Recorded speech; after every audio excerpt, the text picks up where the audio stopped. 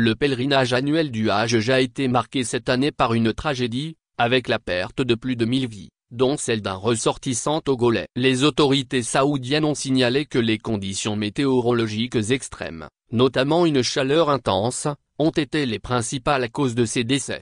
Selon un bilan établi par l'AFP, plus de 1000 personnes ont succombé ce week-end lors du Hajj. Parmi les victimes, la majorité est de nationalité égyptienne, avec au moins 600 pèlerins égyptiens ayant perdu la vie. Les conditions difficiles ont mis à rude épreuve les capacités des pèlerins à supporter le climat rigoureux de la région. Le décès du citoyen togolais a profondément touché la communauté togolaise, qui se joint à la douleur des autres nations affectées par cette tragédie. Les autorités togolaises ont exprimé leur tristesse et leur solidarité envers la famille du défunt et les autres victimes. Cette catastrophe a suscité une vague de critiques envers les autorités saoudiennes, qui font face à une pression accrue pour améliorer la sécurité et la gestion du Hajj. Les critiques se concentrent sur la gestion des foules et la préparation insuffisante face aux conditions climatiques extrêmes. Des voix s'élèvent pour appeler à des réformes urgentes afin de prévenir de telles pertes humaines à l'avenir. En réponse à cette crise, les autorités saoudiennes ont promis d'examiner les mesures de sécurité actuelles et de mettre en place des améliorations nécessaires pour assurer la sécurité des pèlerins lors des prochains Hajj. La communauté internationale suit de près les développements et les mesures qui seront prises pour éviter la répétition de telles tragédies.